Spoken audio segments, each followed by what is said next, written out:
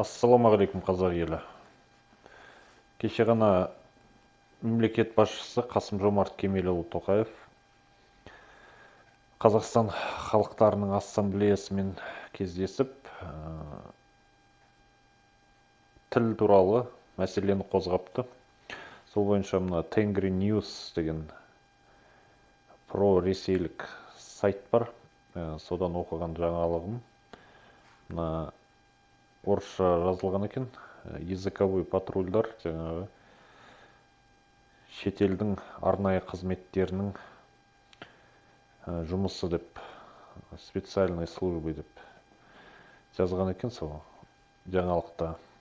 Осыған байланысты өзім айтайын дегенім, бізде Қазақстанда тіл патрульдары, яғни языковой патрульдар жоқ. Бұл языковой патруль деген әңгіме Ресейдің пропагандисттарының аузынан шыққан әңгіме. Осыны біздің президентіміздің аузына кім салып беріп отыр?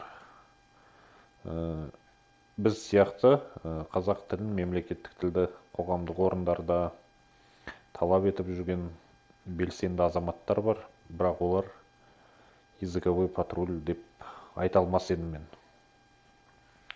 Себебі біз жаңағы тұтынушы ретінде барған жерімізге мемлекеттік тілді қорлап, конституциямызды, тіл туралы заңды, тұтынушылардың құқығын қорғау туралы заңды, әкімшілік құқық бұзушылық туралы кодексті бұзып жатқан заңсыздықтарды бейнеге түсіріп, соны интернетке, әлеуметтік желілерге жүктеп жүрміз.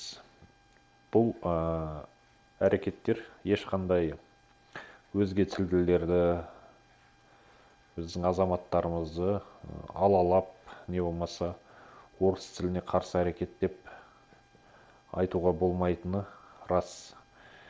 Себебі біз өзге тілге қарсы емеспіз, біз тек қана қазақ тілінің мәртебесін көтеріп, мемлекеттік тілде көрнекі ақпарат және мемлекеттік тілде қызмет алғымыз келеді.